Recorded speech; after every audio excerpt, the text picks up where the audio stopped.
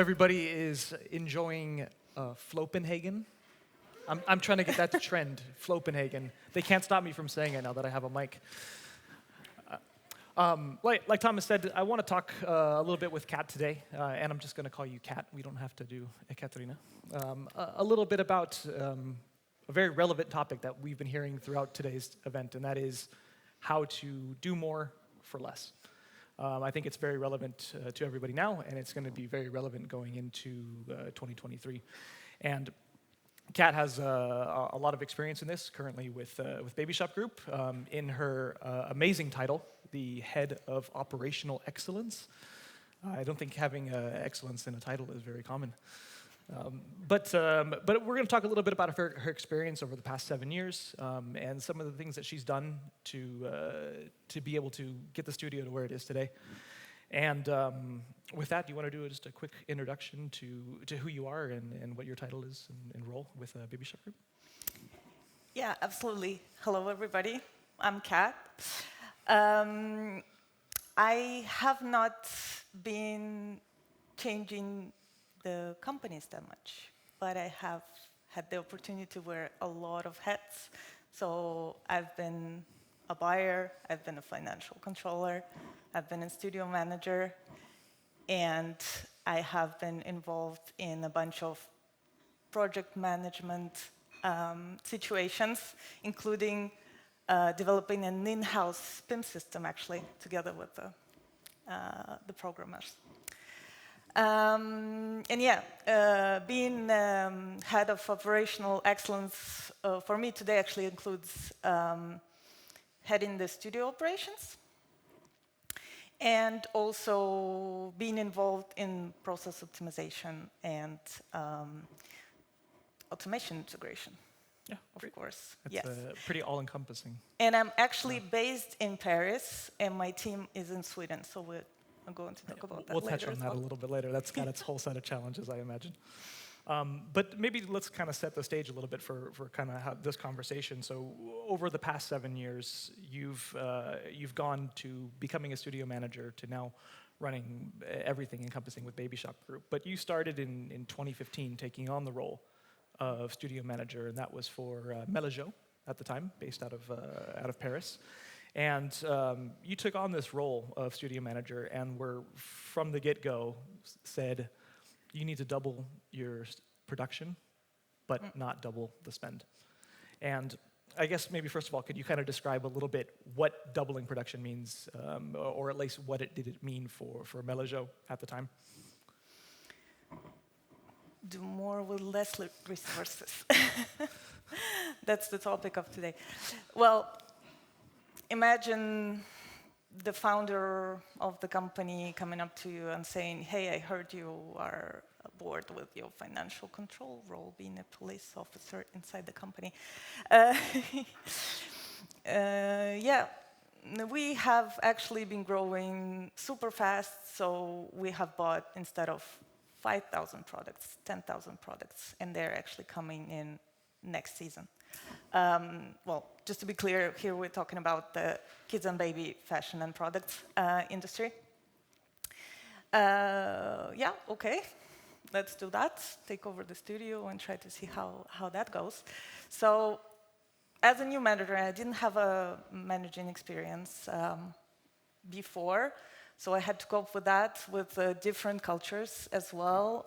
We had people from Italy, India, French people, and other cultures coming and going. So it sort of needed, at the same time, individual and universal approach. So you sort of look into how each person works and try to take out the necessary things, or try to trade things in between them. We've heard this a lot already yeah. today. Is kind of looking at that process, right, and finding out what is necessary to the process and what is maybe a distraction to your team, right?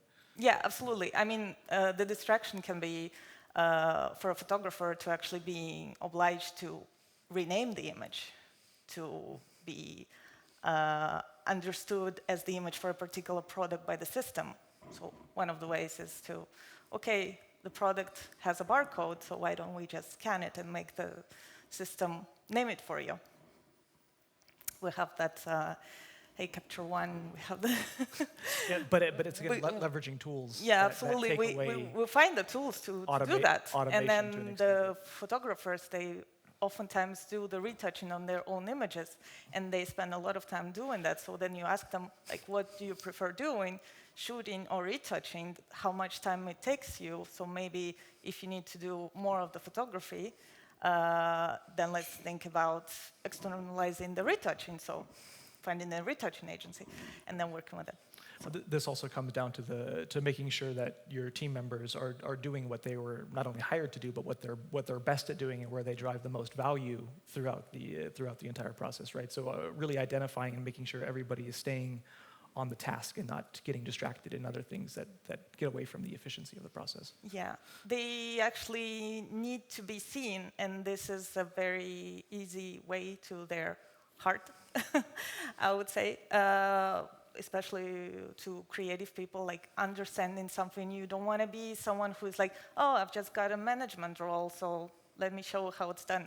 No, for me, it's more about being more operational as a manager, understanding what the process is, what their challenges are, and what they're good at, and then, in a way, giving them power, and with the experience of knowing how the buying department works.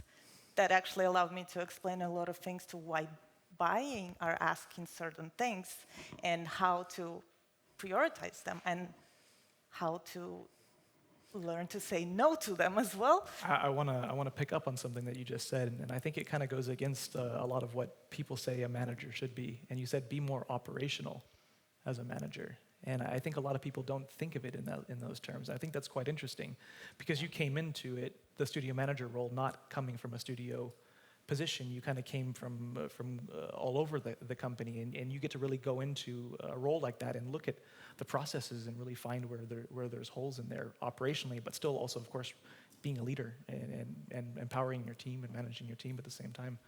Yeah.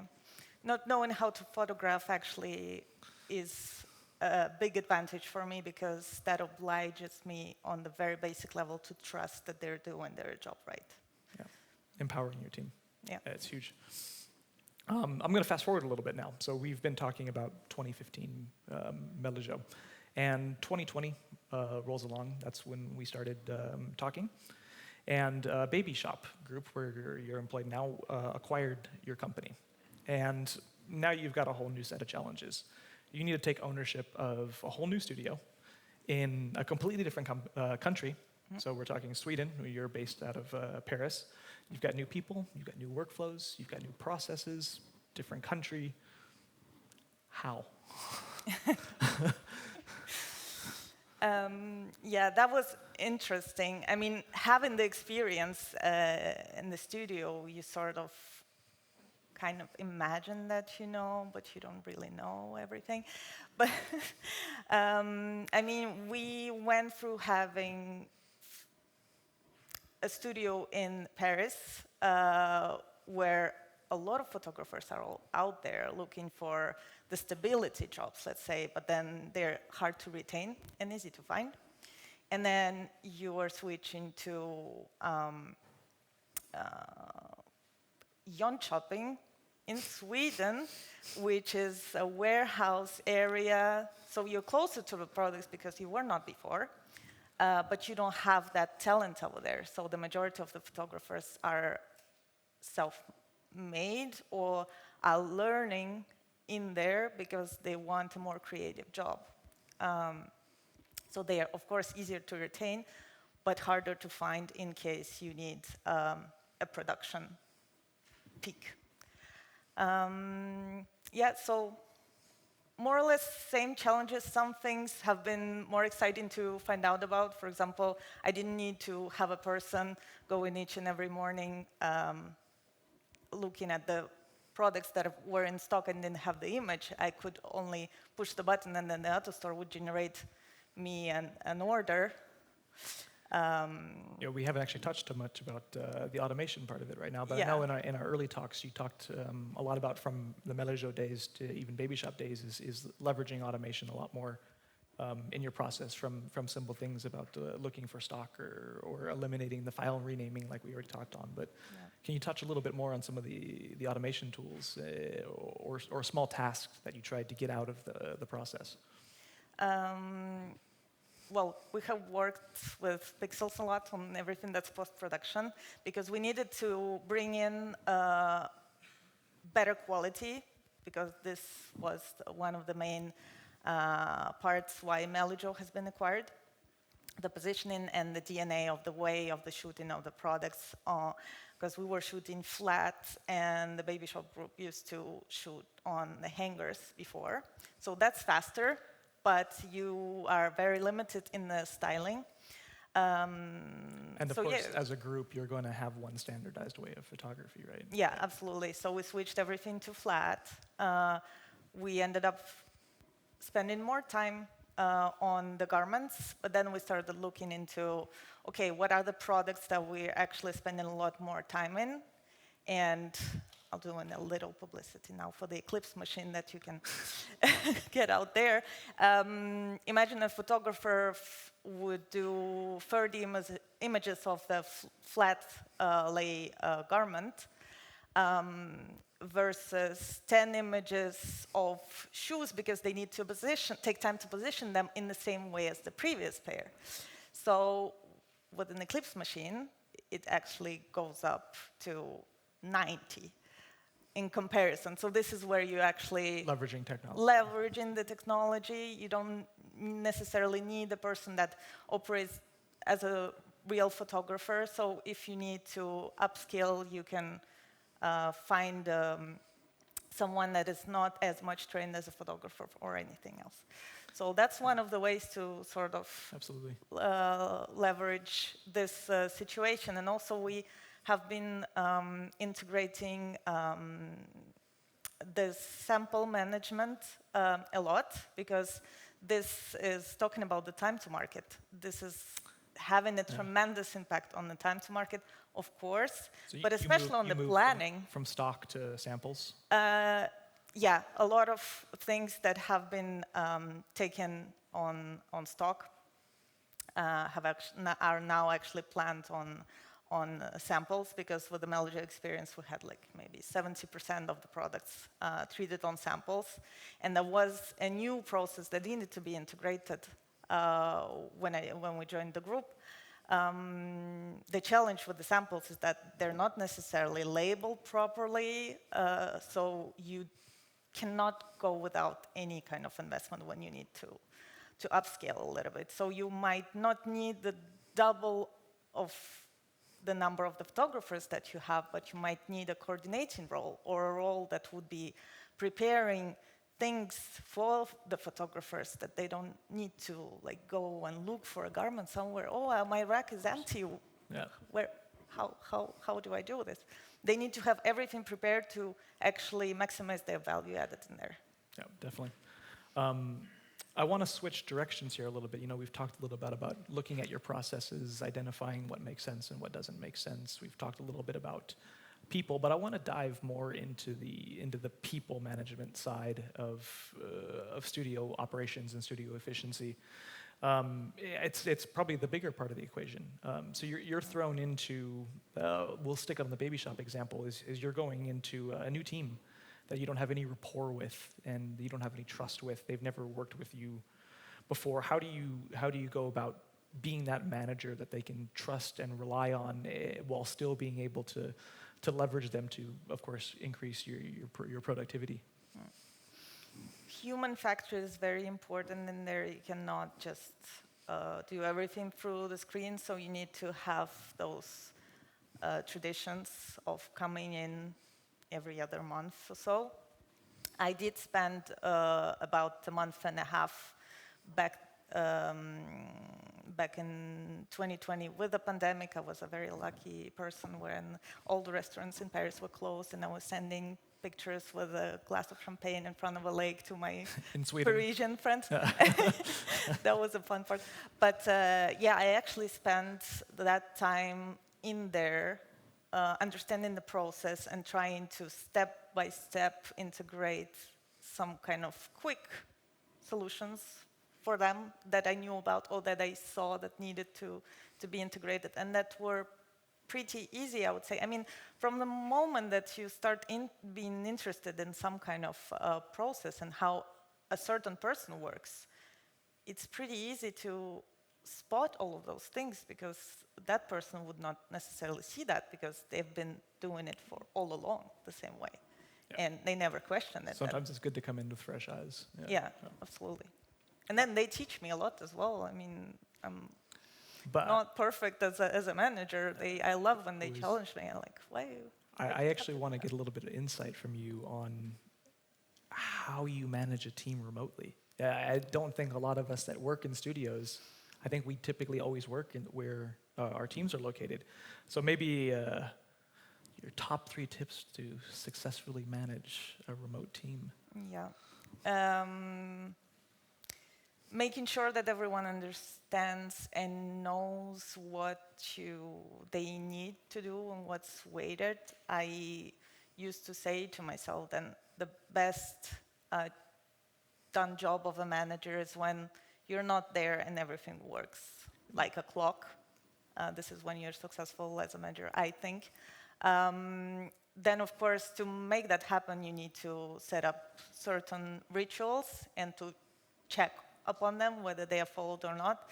A very simple one, making sure that you create a simple report that they can have a look every morning, and then when you ask them something, they sort of already anticipate the answer because they see the exact same report as you are. So you're not very transparent with data. Taking it from somewhere because the higher management asks you the question. No, you actually see it. And if you get a question of something that you don't see in there, you make sure that if it would be a recurrent question, then you also make sure to follow up on it. And I actually, for the third one, I had to ask my team. And I was so nervous to get back the replies about this. And I actually learned a bunch of things as well. And I would say what came back as a success factor was actually the fact of me being absent and not micromanaging. Yeah, of course. So they feel like I trust them, that they can do the job. And they would need my presence mostly in times when the internal coordination is not agreed on in between them, because you can have some conflicts in teams. I guess that's quite interesting, right? Since you're not there, they don't feel like they're micromanaged, but you empower them and you have your rituals, and they all feel like they're part of the whole operation, and they're making a difference with every step that they do in the process, right? Yeah, and you sort of need to protect them as well. Yeah. And being like a product owner can be for the developers. Don't talk to the developer, to the product owner at the same time. It's same. Yeah. More or less, not completely blocking the way, but creating this safe place of them being able to say no to some things and send those to me, and then decide on the timing. So of course we're taking 7 years of a lot of crazy experiences and trying to consolidate them into a 20-something minute talk here. Yeah. So I have actually one last question, but before, if anybody has any other questions, please make sure you get those into Slido, because we're going to do QA right after this, or pull Kat aside later if you have any more insights from her on how she solved any particular issues. But I kind of want to wrap this up with, we mentioned in the beginning, but given the current climate, situations like this are currently happening, more for less, and it's going to be very relevant in 2023.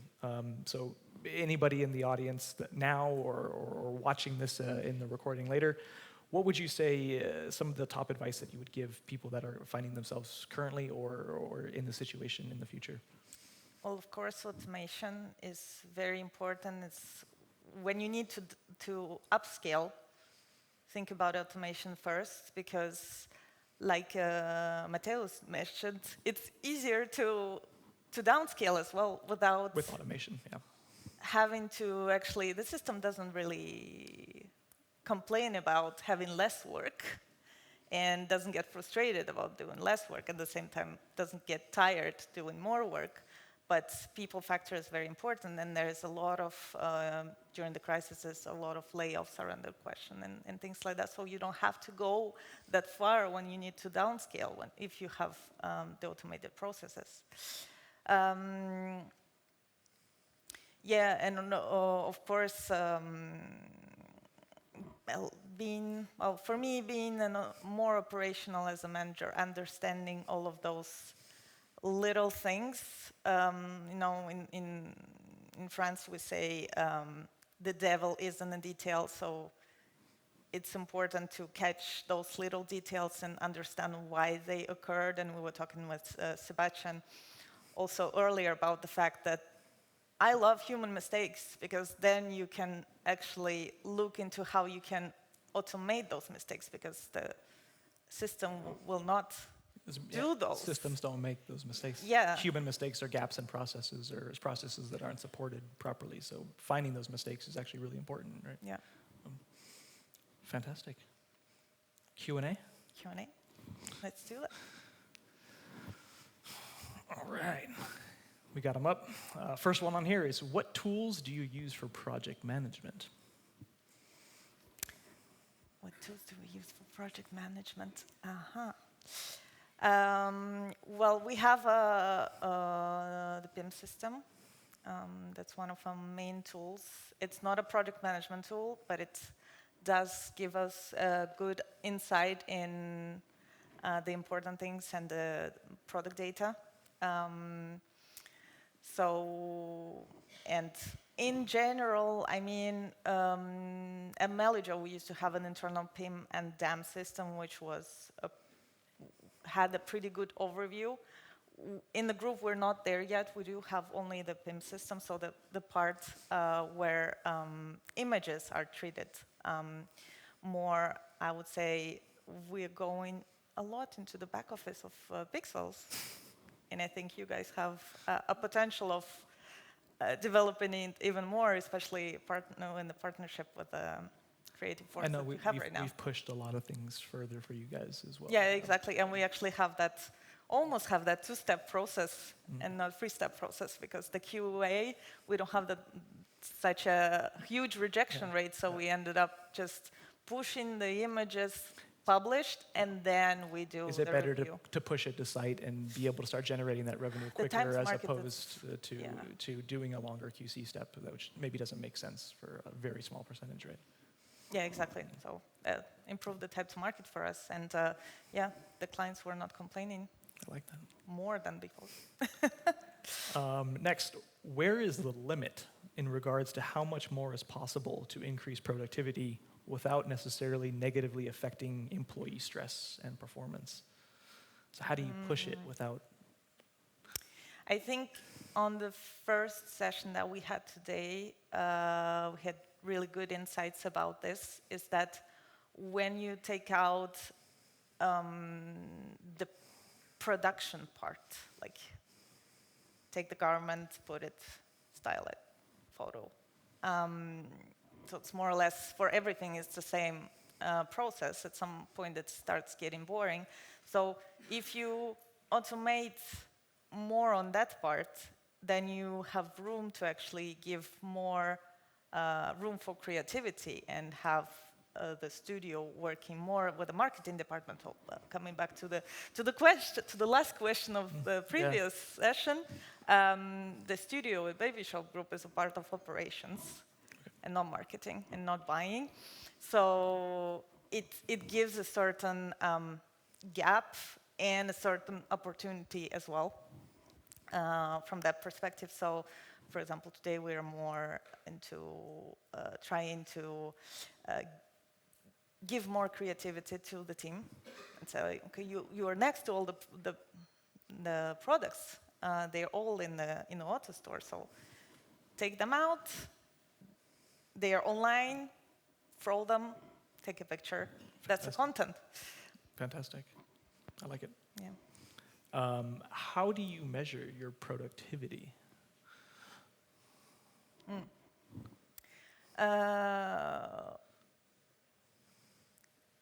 We used to measure it on the daily KPIs.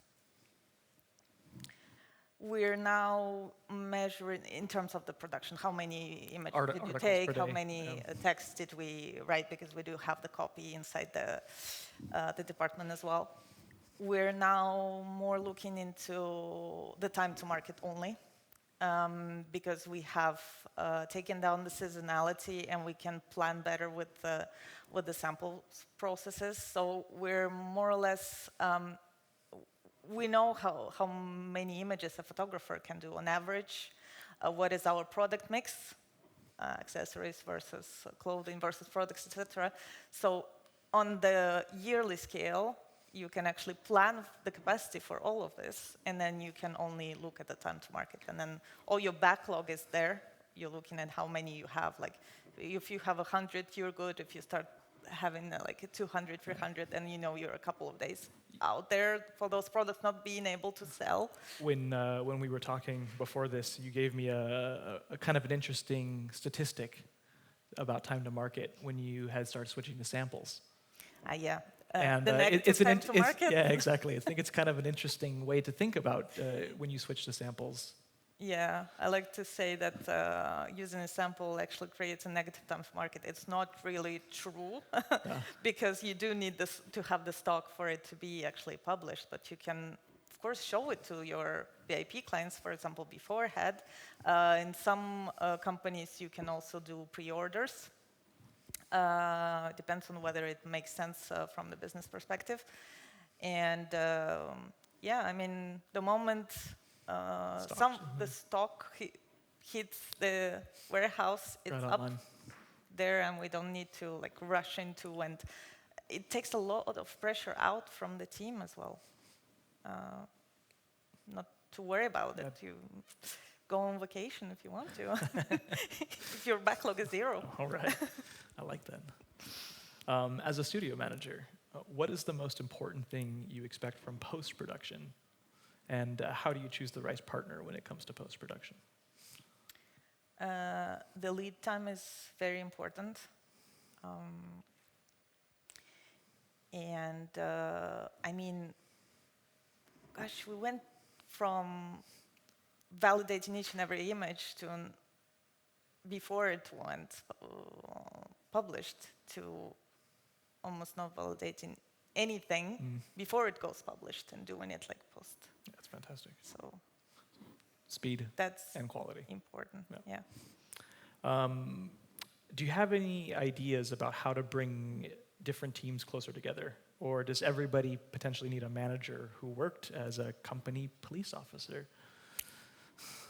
I have been having so many roles like that, like trying to pull people inside the same room and like, you have this problem, you have the solution, why don't you guys talk to each other?